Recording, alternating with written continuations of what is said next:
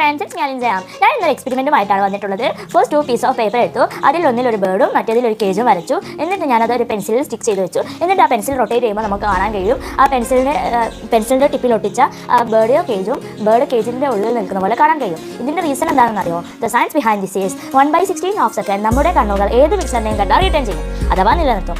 This is called persistence of vision. അതുകൊണ്ടാണ് നമുക്ക് ഇങ്ങനെ കാണാൻ കഴിയുന്നത് ആ ബേർഡ് ആ കേജിലുള്ളത് പോലെ. Hoping to be of information so don't forget like, share and subscribe. Thanks all, bye. Hi friends, it's ഞാൻ ജാം. ഞാൻ ഇന്നൊരു എക്സ്പെരിമെൻറ്റുമായിട്ടാണ് വന്നിട്ടുള്ളത്. ഫസ്റ്റ് 2 പീസ് ഓഫ് പേപ്പർ എടുത്തു, അതിലൊന്നിൽ ഒരു ബേർഡും മറ്റേതിലൊരു കേജും വരച്ചു. എന്നിട്ട് ഞാനത് ഒരു പെൻസിലിൽ സ്റ്റിക്ക് ചെയ്ത് വെച്ചു. എന്നിട്ട് ആ പെൻസിൽ റൊട്ടേറ്റ് ചെയ്യുമ്പോൾ നമുക്ക് കാണാൻ കഴിയും ആ പെൻസിലിൻ്റെ ടിപ്പിൽ ഒട്ടിച്ച ബേർഡോ കേജും ബേർഡ് കേജിൻ്റെ ഉള്ളിൽ നിൽക്കുന്ന പോലെ കാണാൻ കഴിയും. ഇതിൻ്റെ റീസൺ എന്താണെന്ന് അറിയോ? The science behind this is 1/16 of second നമ്മുടെ കണ്ണുകൾ ഏത് പിക്ചറിനെയും കണ്ടാൽ റിട്ടേൺ ചെയ്യും, അഥവാ നിലനിർത്തും. This is called persistence of vision. അതുകൊണ്ടാണ് നമുക്ക് ഇങ്ങനെ കാണാൻ കഴിയുന്നത് ആ ബേർഡ് ആ കേജിലുള്ളത് പോലെ. Hoping to be of